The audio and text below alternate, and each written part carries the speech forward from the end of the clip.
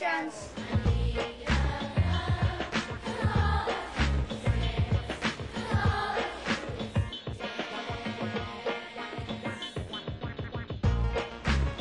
Something mysterious is going off in Manchester, a never-to-be-repeated world premiere, yet the stars of this show aren't even here.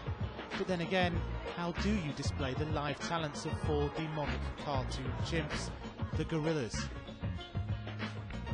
First answer this week is you can't. Instead, persuade your array of talented superstar collaborators to turn up in person to perform at this tiny Manchester venue for 5 consecutive nights.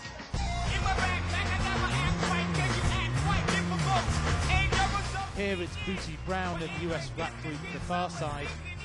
Ike Turner, De La Soul, Nana Cherry, Roots Maneuver and local wildman Sean Ryder are also taking centre stage, with everyone else lurking in the shadows.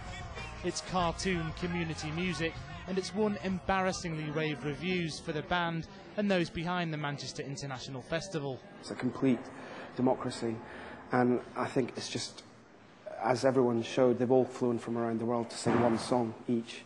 And it's not about them individually, it's about the collective. And I think people are ready for that, actually. I think that's come out in the way people have bought, the numbers of records they've bought is partly because of this very different approach that's kind of anti the way the music industry is going.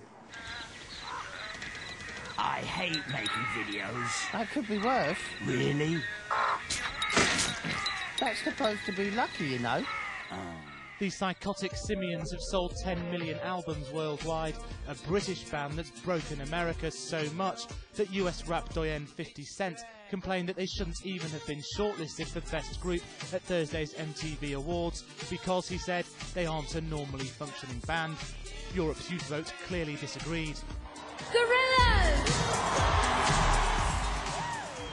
Best Group, and we don't even exist. The existential angst no doubt compounded by the fact that they were on stage at the Manchester Opera House and the MTV Awards in Lisbon simultaneously.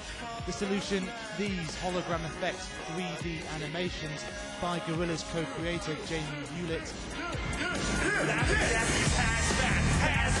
3 months in the making, they had their on-stage and completely real hip-hop collaborators De La Soul flummoxed. They said, you know, not to go too close to them because you can block an arm, kind of like.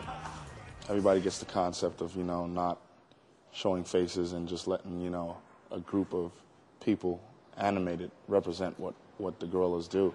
But to actually see these characters become living beings and walking on the stage and, you know, sitting on a chair and things of that nature, it's just incredible. It's like you kind of like no longer look at them as, you know, flat images. You kind of start calling them by their names. And bringing them to life is the definition of animation, says the team behind the Gorillaz' newfound third dimension. Everything is always geared towards making them more and more credible and realistic in terms of imagery.